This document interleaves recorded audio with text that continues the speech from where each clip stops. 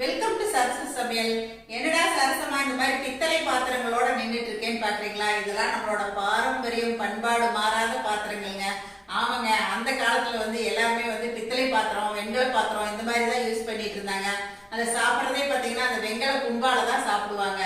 ஒரு வீட்டுல கல்யாணம் அப்படின்னு சொன்னா அக்கம் பக்கத்து வீடுகள்ல எல்லாம் இருந்து அந்த பித்தளை பாத்திரத்தை வாங்கி தான் சமையல் பண்ணுவாங்க. அவங்கவுங்க வீட்லயுமே பித்தளை பாத்திரங்கள் வச்சிருப்பாங்க.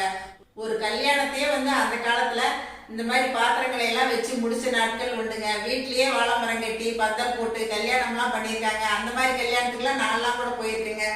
இப்ப இந்த மாதிரி பாத்திரங்கள்லாம் எனக்கு கொஞ்சம் இப்ப சமீபத்துல கிடைச்சதுங்க. எங்க சம்மந்தி வீட்டுல இருந்து கொண்டு வந்தாங்க.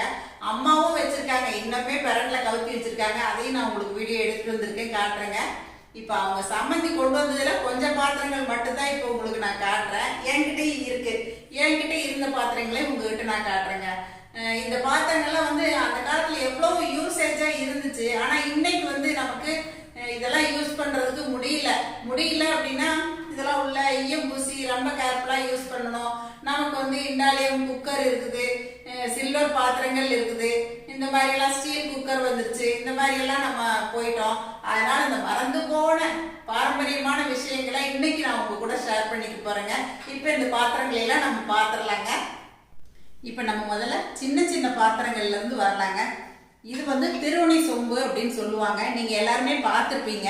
இப்ப இந்த சொம்பெல்லாம் வழக்கிலேயே இல்லைங்க. நம்ம எல்லாம் யூஸ் பண்றதே இல்லை. பாருங்க, இதுல அழகா பூ போட்டு அவங்க பேரு எல்லாரோட பாத்திரங்கள்லயும் பாத்தீங்க அப்படின்னா பேர் இல்லாம இருக்காதுங்க அந்த காலத்துல. ஏன்னா பக்கத்து வீட்டுக்கெல்லாம் கொடுத்தா மாறி போயிடும் அப்படிங்கறதுனால எல்லாருமே கண்டிப்பா பேர் அடிச்சுதான் வச்சிருப்பாங்க. அப்புறம் அம்மா வீட்டுல இருந்து சீர் கொடுக்கும் போதுமே பாத்திரத்துக்கு பேர் அடிச்சுதான் கொடுப்பாங்க. நல்ல வெயிட்டுங்க. இதுல எல்லாம் என்ன பண்ணுவாங்க அப்படின்னா கோவிலுக்கெல்லாம் அந்த காலத்துல தீர்த்தம் கொண்டு போவாங்க, பால் கொண்டு போவாங்க. அந்த மாதிரி யூசேஜ்க்கெல்லாம் இது வச்சிருப்பாங்க. அப்புறம் தண்ணி எல்லாம் எடுத்து வச்சுக்கிறது கூட இதுல எல்லாம் வச்சுக்குவாங்க. மெயினா கோயிலுக்கு பால் தீர்த்தம் கொண்டு போறதுக்கு தான் இதை யூஸ் பண்ணுவாங்க. நல்ல வெயிட்டுங்க. அடுத்ததா இது தூக்கு சட்டி, தூக்கு போனின்னு சொல்லுவாங்க. இந்த தூக்கு போனியில தான் எல்லாம் காலையில காடு தோட்டத்துக்கு வேலைக்கு போறவங்க எல்லாருமே இதுலதான் சாப்பாடு போட்டுட்டு போயிடுவாங்க. உள்ள நல்லா ஈயம் பூசி வச்சிருப்பாங்க. இதுல சாப்பாடு போட்டுட்டு போவாங்க. முத நாளே கம்பு குத்தி போட்டுருவாங்க. கம்மஞ்சோறு, அம்பளின்னு சொல்லுவாங்க. இந்த சோளத்துல குத்தி போடுவாங்க அம்பளி. இல்லைன்னா சாப்பாடே செஞ்சிருந்தா கூட அந்த நீராகார சாப்பாடு எல்லாத்தையும் இந்த மாதிரி ஒரு தூக்கு போனியில போட்டுட்டு போயிட்டு ஒரே சாப்பாடை சாப்பிட்டுட்டு தான் அவங்க மத்தியானத்துக்கு மேல வேலையெல்லாம் முடிச்சுட்டு வருவாங்க. இந்த மாதிரி இவ்வளவு பெரிய தூக்கு போனியில தான் அந்த நாள்ல எல்லாம் சாப்பாடு கொண்டுட்டு போவாங்க. அதுக்காக தான் இதை எல்லாரும் யூஸ் பண்ணிட்டு இருந்தாங்க.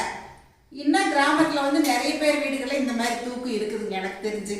அப்புறம் இது வட்டக்குண்டான்னு சொல்லுவாங்க. இந்த வட்டக்குண்டால பலகாரம்லாம் பண்றதுன்னா ஒரு பொட்டுக்கடலை மாவு இடிக்கணும் எல்லாம் பண்ணணும் அப்படின்னா இந்த வட்டக்குண்டா எல்லார் வீட்லயுமே சைஸ் வாரியா இருக்குங்க.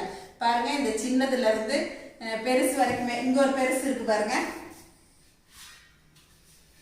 இப்ப அம்மா வீட்லயுமே ஒரு வட்டக்குண்டா இருக்குது. அம்மா எங்களுக்கு இந்த குண்டா வாங்கி கொடுத்தாங்க. எனக்கு ஒண்ணு, அக்காவுக்கு ஒண்ணு. இப்ப சமீபத்துல தான் இதெல்லாம் ஒரு 10 வருஷத்துக்கு முன்னாடி ஒரு குண்டா வாங்கி கொடுத்தாங்க. ஏன்னா இதெல்லாம் ஒரு லட்டு செய்யும் போது நம்ம இதுல ஜீரா காய்ச்சிட்டு பூந்தி போட்டு கிளறதுக்கு, பிரியாணி செய்யறதுக்குலாம் நல்லா இருக்கும். உள்ள ஈயம் பூசி இருக்கு பாத்தீங்களா, அதனால பிரியாணி செய்யறதுக்கும் நல்லா இருக்கும்.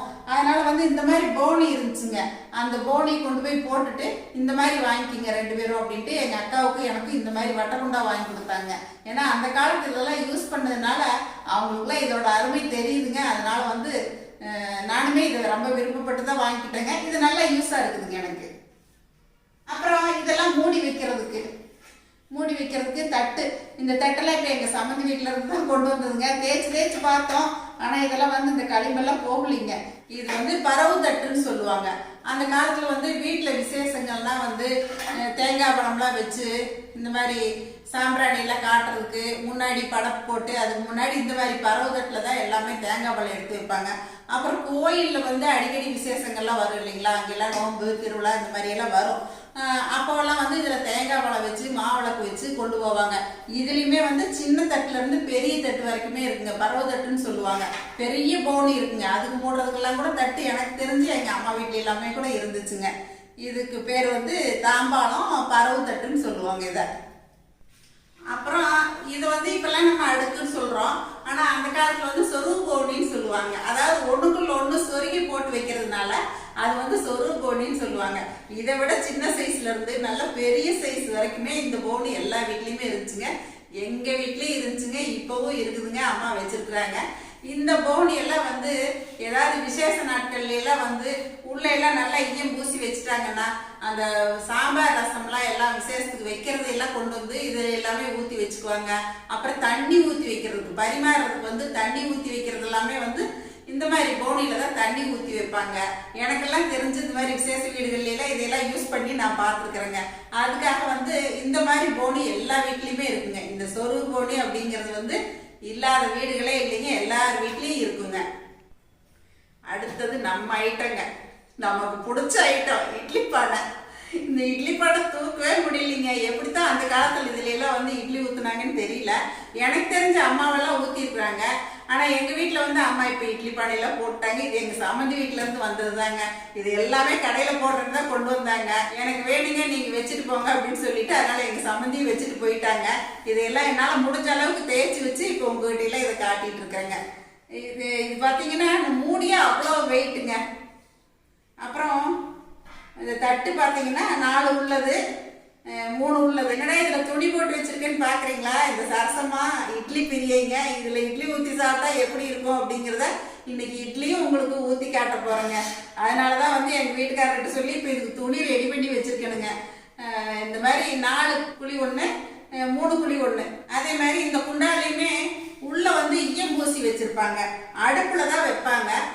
அடுப்புல வைக்கிறப்ப ஏதாவது தாளிச்சு விடுறதுக்கு குழம்பெல்லாம் தாளிச்சு விடுறதுக்கு கூட இந்த மாதிரி குண்டாலும் வச்சுக்குவாங்க. அப்புறம் புட்டு மாவு வேக வைக்கிறது. புட்டு மாவு வந்து எங்க ஊர்ல எல்லாம் வந்து தேங்காய் மாவுன்னு சொல்லுவாங்க. இந்த மாதிரி தேங்காய் மாவு வேக வைக்கிறது, இட்லி ஊத்துறது, இதெல்லாமே வந்து இந்த இட்லி பானையில தான் ஊத்துவாங்க. இட்லி பானையே வந்து அவ்வளோ வெயிட்டா இருக்குங்க. பாருங்க, இதுலயும் வந்து பேர் நீட்டா எங்க சம்மந்தியோட அம்மா பேரு ராசம்மாள் அப்படின்னு போட்டு ஒரு பூ ஒன்று பக்கத்துல போட்டு அடிச்சு வச்சிருக்காங்க பாருங்க. அந்த காலத்துல எல்லாம் வந்து ஒரு வீட்டுக்கு பொண்ணு பார்க்க வர்றாங்க, ஒரு உறுதி பேச்சு, நிச்சயதார்த்தம், இந்த மாதிரி நிச்சயதார்த்தம்லாம் மங்களித்து கொடுக்கறதுன்னு சொல்லுவாங்க அந்த காலத்துல. அதுக்கெல்லாம் வர்றாங்க அப்படின்னா வீட்லயே தாங்க எல்லா விசேஷமே நடக்கும். இந்த மாதிரி ஒரு 2-3 இட்லி சட்டி பக்கத்துல எல்லாம் வாங்கி எல்லாம் அடுப்பு பத்த வச்சு அந்த 2-3 இட்லி சட்டிலையுமே ஊத்துவாங்க. அதுக்காக தான் அந்த நாள்ல எல்லாம் வந்து இந்த மாதிரி பேர் அடிச்சு வச்சிருக்காங்க. அடுப்புல வச்சாலுமே பாருங்க ஒரு துளி கூட கறி இல்லாம அந்த காலத்திலே வந்து எவ்வளவு நீட்டா வச்சிருந்துருக்காங்க பாருங்க. இதெல்லாம் இவ்வளவு சுத்தமா இருக்கிற காரணம் என்னன்னா, நான் நிறைய பக்கம் வந்து இந்த சின்ன பிள்ளையா இருக்க பொங்கல் வைக்கிறதுக்கெல்லாம் போயிருக்கேன். பித்தளை தேக்ஸா இந்த மாதிரி இதுலதான் வந்து பொங்கப்பானை பொங்க சருவம்னே இருக்குது. அது கூட அம்மா வீட்டுல இருக்குது, நான் எடுத்து வராம வந்துட்டேன். அந்த பொங்க சருவத்துலதான் வந்து பொங்கலே வைப்பாங்க. இன்னுமே அம்மா அந்த பொங்க சருவத்துலதான் வச்சிட்டு இருக்கிறாங்க. அதுக்கு வந்து என்ன பண்ணுவாங்கன்னா, அந்த கோவில் எல்லாம் பொங்கல் வைக்கிற இடத்துல கொஞ்சோண்டு சேர் பூசிடுவாங்க. அந்த மண்ணு செம்மண் இருக்குது இல்லைங்களா, அதை பூசி விட்டுட்டு வைப்பாங்க. தேய்க்கும் போது அப்படியே பளிச்சுன்னு போயிருங்க. பாருங்க எவ்வளவு நீட்டா இருக்குது. இப்ப நான் உங்களுக்கு இந்த இட்லி பானையை அடுப்புல வச்சு இந்த இட்லி தட்டுல தான் இன்னைக்கு இட்லி ஊத்தி காட்ட போறேங்க. இது தண்ணி ஊத்திட்டேன் இட்லி பானையில. தண்ணி கொதிக்கிட்டுங்க. அதுக்குள்ள இன்னும் கொஞ்சம் பாத்திரம் எல்லாம் ஆபீஸ் ரூம்ல இருக்குது, அதை நம்ம போய் பார்த்துடலாம். ஏன்னா இந்த தண்ணி கொதிக்கவே எப்படி ஒரு 1/4 மணி நேரம் ஆயிரும்னு நினைக்கிறேங்க. இன்னும் கொஞ்சம் பாத்திரம் இருக்குன்னு சொன்னேன் இல்லைங்களா, இந்த பாத்திரம் தாங்க. இதுதாங்க பொங்க தேக்ஸான்னு சொல்லுவாங்க. இது வந்து எல்லார் வீடுகள்லயுமே இருக்கும். எங்க ஏரியால பாத்தீங்க அப்படின்னா இந்த தேக்ஸா இல்லாத வீடுகளே இருக்காது. அம்மா இன்னுமே இதுலதான் பொங்கல் வச்சிட்டு இருக்கிறாங்க. அதே மாதிரி இதுலயுமே வந்து சின்னதுல இருந்து பெருசு வரைக்குமே இருக்கும். விசேஷ நாட்கள்ல இந்த பெரிய பானையில வந்து பால்லாம் காய்ச்சி நான் கூட பார்த்துருக்கேங்க. ஏன்னா எல்லார் வீடுகள்லயுமே மாடு எருமை இந்த மாதிரி எல்லாம் இருக்கும். அதனால பெரிய பாத்திரத்துக்குமே வந்து நல்லா உள்ள ஈயம் பூசி வச்சிருவாங்க. அதனால வந்து பால் எல்லாமே காய்ச்சுவாங்க. பாருங்க இந்த மாதிரி ஒரு தேக்ஸாவும் இருக்கு. இதெல்லாமே எங்க சம்மந்தி வீட்டுல இருந்து கொடுத்து விட்டதாங்க. இப்ப நீங்க அங்க பார்த்த பாத்திரமே இந்த கலர்ல தான் இருந்துச்சுங்க. நாங்க வந்து அப்பப்ப தேய்ச்சி இப்ப அந்த கலருக்கு கொண்டு வந்திருக்கோங்க. இதையெல்லாம் வந்து கடையில போட்டலாம் அப்படிங்கிற ஐடியால தான் இங்க கொண்டு வந்து வச்சிருக்காங்க எங்க சம்மந்தி. இருந்தாலும் அந்த காலத்துல எப்படி எல்லாம் யூஸ் பண்ணாங்க அப்படின்னு உங்ககிட்ட காட்டுறதுக்காக நான் வச்சிருக்கேங்க. தண்ணி பானைங்க, பித்தளை பானை. எல்லார் வீடுகள்லயுமே வந்து தண்ணி பானையும் அதே மாதிரி உள்ள ஈயம் பூசி பித்தளை பானையில தான் இருக்குங்க. சின்னது பெருசு பாருங்க. இந்த மாதிரி வந்து பெரிய தவளையும் இருக்கும். தவளைன்னு சொல்லுவோம், இதை பானைன்னு சொல்லுவோம். பெரிய பானை நான் சொன்னேன் இல்லைங்களா, இந்த அடுக்கு சொருவு போனின்னு சொல்லிட்டு, அந்த சொருவு போனி பாருங்க. இது வந்து நான் உங்களுக்கு காட்டினதுக்கு அடுத்த சைஸுங்க. இதை விட பெருசு, இவ்வளோ பெருசு இருக்கு. இவ்வளோ பெருசு எல்லார் வீடுகள்லயுமே இந்த சொருவு போனி இருக்குங்க. ஒரு 10 நிமிஷத்துலயே வந்து தண்ணி காஞ்சிருச்சுங்க. இப்போ இதை ஓபன் பண்ணி பார்த்துடலாங்க. நல்லா கொதிக்குதுங்க.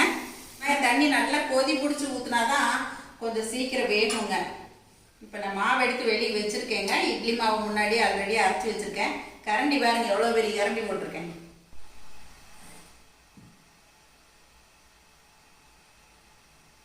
இப்போ இட்லி எல்லாம் பொறுமையாக அப்படியே ஊற்றிடலாங்க. சின்ன இட்லியாக ஊற்றுறதுக்கு தான் கை வருது. இருந்தாலும் நான் இன்னைக்கு கொஞ்சம் இந்த தட்டுக்கு ஏற்ற மாதிரி ஊற்றணும் அப்படின்னு கொஞ்சம் பெருசாக தாங்க ஊற்றுறேன். ஃபஸ்ட்டு இந்த தட்டை உள்ளே இறக்கிடலாங்க. இப்போ அடுப்பு நல்லா தூண்டி விட்டுட்டேன். அடித்தட்டை ஃபஸ்ட்டு உள்ளே இறக்கிட்டு ஒரு 2-3 நிமிஷம் கழிச்சு தான் நம்ம இதை வைக்கணுங்க. அப்போ தான் அந்த அடித்தட்டு இட்லி வந்து வதவதன்னு ஆகாமல் இருக்கும். இதில் 2 தட்டு ஊற்றுனாவே நான் அரைச்ச மாவெல்லாம் சரியாக போயிருக்கு. அவ்வளோ பெரிய இட்லிங்க. இப்போ நான் முதல்ல ஊற்றின இட்லி ஒரு 3 நிமிஷம் போல் வெந்துருச்சுங்க. இப்போ நான் இன்னொரு தட்டு ஊற்றினேன் இல்லைங்களா, அதையுமே இப்போ வந்து நான் உள்ளே இறக்கிடுறேங்க.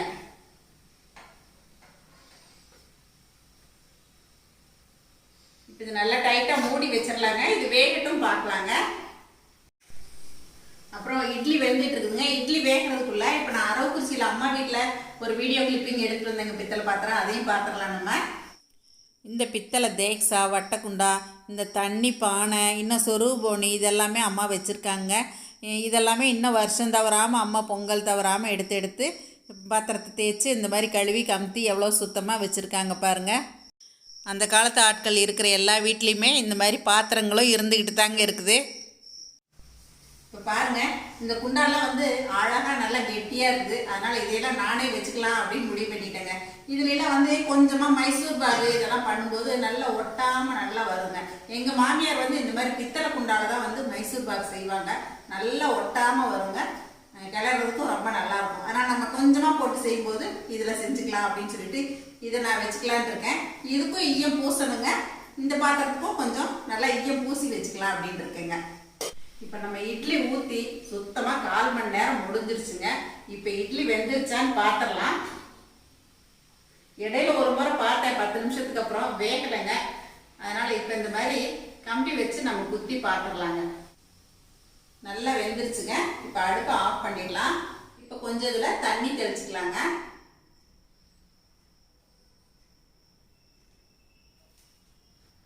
நல்லா சாஃப்டாக நல்லா பெருசாக 2 இட்லி சாப்பிட முடியாதுங்க கண்டிப்பாக. இது வெளியில் எடுத்துடலாங்க. பாருங்க, இந்த கீழ்த்தட்டு இட்லியுமே பாருங்க எவ்வளோ பெருசு இருக்கு. இப்போ பாருங்க கொஞ்சம் கூட ஒட்டாமல் சூப்பராக வந்திருக்கு இட்லி. துணி கட் பண்ணுறதுக்காக எங்கள் வீட்டில் வந்து பெனில் வந்து இந்த மாதிரி லைனிங் போட்டாங்க. அந்த ஒரு கலர் தாங்க வந்துருச்சு இதில். பாருங்கள் இட்லி எவ்வளோ சாஃப்டாக வந்திருக்கு பாருங்களேன். ரொம்ப சூப்பராக வந்திருக்குங்க. நான் உங்களுக்கு ஒரு இட்லி பிச்சும் காட்டுறேன் பாருங்கள். அப்படியே மல்லிகைப்பூ இட்லின்னு சொல்லுவாங்கல்லங்க, ஒரு இட்லி சாப்பிட்டாவே அப்படியே வயிறு நிறைஞ்சிருங்க. உங்கள்கிட்டையும் இந்த மாதிரி இட்லி பாத்திரம் இருந்தால் கண்டிப்பாக நீங்கள் ஒரு நாள் ஊற்றி பாருங்களேன். ரொம்ப சூப்பராக வந்துருக்குங்க. இன்றைக்கி எங்கள் வீட்டில் மத்தியானம் வச்ச முட்டை குழம்பு இருக்குதுங்க. இந்த இட்லிக்கு நான் முட்டை குழம்பு போட்டு தான் சாப்பிட போகிறேன். கூடவே கொஞ்சம் கொத்தமல்லி தொக்கு பண்ணேங்க, அதுவும் இருக்குது. அதையும் கூட கொஞ்சம் வச்சுட்டு போகிறேன். பாரம்பரியமான பாத்திரத்தில் செஞ்சு அதே மாதிரி பாரம்பரியமான வாழை இலை போட்டு இந்த இட்லியை சாப்பிடும்போது எனக்கு வந்து அந்த நாட்கள் தான் ஞாபகத்துக்கு வருதுங்க. நாங்கள் சின்ன பிள்ளைங்களா இருக்கும்போது கிராமத்துக்கு போய் எல்லார் வீட்லேயும் சாப்பிட்ட ஞாபகம் தான் வருது. இட்லி சூப்பராக இருக்குங்க. இப்போ பாருங்கள், பித்தளை பானையில் ஊற்றுனேன் இட்லிகள் ரெடி ஆயிடுச்சுங்க. ஒரு இட்லி சும்மா இவ்வளோ பெருசு இருக்குங்க. அப்படியே இட்லி பந்து பந்தாக வந்திருக்குன்னு சொல்லுவாங்கல்ல, அந்த மாதிரி இருக்குங்க. இந்த இட்லியெல்லாம் பார்க்கும்போது நாங்களாம் சின்ன பிள்ளைங்கள நோம்பு ஊருக்கு போகும்போது எல்லா வீட்லேயும் இட்லி ஊற்றுவாங்க. அப்போல்லாம் வந்து தீபாவளி, தை நோம்பு இந்த மாதிரி நாட்களில் தான் வந்து வீட்டில் இட்லியே ஊற்றுவாங்க. எல்லா வீடுகளையும் சாப்பிட கூப்பிடுவாங்க. அந்த மாதிரி கிராமத்துக்கெல்லாம் நாங்கள் போகும்போது அதுக்கு என்ன சட்னினா தேங்காய் சட்னி. தேங்காய் சட்னி அப்படிங்கிறது வரமிளகா, பூண்டு, உப்பு, கருவேப்பிலை இதெல்லாம் வச்சு போட்டுக்கடல தேங்காய் வச்சு தான் அரைப்பாங்க. அது செக்கில் ஆட்டுவாங்க. அந்த இட்லியை சாப்பிட்டுட்டு அந்த தேங்காய் சட்னிக்கும் இட்லிக்கும் அவ்வளோ ருசியாக இருக்குங்க. இன்னைக்கு எனக்கு இந்த இட்லி பார்த்தோன்னே அந்த நினைவுகள் தான் வந்துருச்சு. பாருங்க எவ்வளோ பெரிய இட்லி. இந்த இட்லி கண்டிப்பாக எனக்கு எங்கள் வீட்டில் அவருக்கு தீராதுன்னு காலையில் இன்னைக்கு எங்கள் வீட்டில் வந்து நாளைக்கு இட்லி உப்புமா தாங்க. அவ்வளோ பெரிய இட்லியா இருக்குதுங்க. இன்னைக்கு உங்களுக்கு ஊற்றி காட்டணும், நம்மளும் இந்த இட்லி பாத்திரத்துல இட்லி ஊற்றி சாப்பிடணும் அப்படிங்கிற ஆசையில தான் இன்னைக்கு நான் இந்த இட்லிகளை ஊற்றி இருக்கிறதுங்க. அப்புறம் இந்த இட்லி பாத்திரம் எல்லாம் வந்து ரொம்ப வருஷத்துக்கு முன்னாடியே வந்துருச்சுங்க. அதாவது ஃபர்ஸ்ட் வந்ததே வந்து இந்த பித்தளை இட்லி பாத்திரம் அப்படின்னு தான் சொல்றாங்க. அதுக்கப்புறம் வந்து வெண்கல பாத்திரம் வந்துச்சுங்கிறாங்க. அதுக்கப்புறம் தான் வந்து அலுமினிய பாத்திரம், அலுமினியத்துக்கு அப்புறம் தான் வந்து சில்வர் பாத்திரம் வந்துச்சு. இன்னைக்கெல்லாம் எத்தனையோ விதவிதமா வந்துருச்சுங்க. பிளாக் மெட்டல்ல வந்துருச்சு, நிறைய மெட்டல்ல வந்துருச்சு. ஆனாலும் வந்து இதுதான் ஃபர்ஸ்ட் வந்த இட்லி பாத்திரம் அப்படின்னு நான் கேள்விப்பட்ட வரைக்குங்க. அப்புறம் இன்னொரு தகவல் எனக்கு தெரிஞ்சதுங்க. இந்த இட்லி அப்படிங்கிற பேர் எப்படி வந்துச்சுன்னா, இட்டு அவி அப்படிங்கிறது வந்து மருவி இட்லியா மாறிடுச்சு அப்படின்னு தான் நானும் கேள்விப்பட்டேங்க. இன்னைக்கு இந்த பாரம்பரியமான பித்தளை பாத்திரங்களை எல்லாம் உங்களுக்கு அறிமுகப்படுத்தி அதனுடைய பயன்கள் எல்லாத்தையுமே நான் சொல்லியிருக்கேங்க. அதே மாதிரி இந்த இட்லி பாத்திரத்திலேயே உங்களுக்கு நான் இட்லி ஊத்தி காட்டியிருக்கேன். உங்க வீட்லயும் வந்து பாரம்பரியமான பாத்திரங்கள்லாம் இருந்துச்சு அப்படின்னா அது உங்களுக்கு தேவைப்படும் அப்படின்னா கண்டிப்பா வச்சுக்கங்க. இல்ல நமக்கு இடத்த காத்துட்டு இருக்குது, அது வேண்டாம் அப்படின்னு நினைக்கிற பட்சத்துல நம்ம கடையில போட்டுட்டு நமக்கு தேவையானதை வாங்கிக்கலாங்க. இன்னைக்கு நான் ஊத்தி காட்டின இந்த இட்லி, நான் கொடுத்த இந்த வீடியோ எல்லாமே உங்க எல்லாருக்கும் ரொம்ப பிடிச்சிருக்குன்னு நினைக்கிறேங்க. இதை பார்த்துட்டு எப்பயும் போல உங்களோட ஃபீட்பேக் சொல்லுங்க, ஷேர் பண்ணுங்க. பிடிச்சிருந்தா ஒரு லைக் பண்ணி சப்ஸ்கிரைப் பண்ணிக்கங்க. தேங்க்யூ. சரசு சமையல் பாருங்க, சமையல் நல்லா பண்ணுங்க. சரசு ஃபுட் ப்ராடக்ட்ஸ் பொடிவைகள் தேவைப்படுறவங்க இங்கே கொடுத்துருக்க வாட்ஸ்அப் நம்பரில் காலை 10 மணி முதல் இரவு 7 மணி வரைக்கும் எங்களை காண்டாக்ட் பண்ணலாங்க. தேங்க்யூ.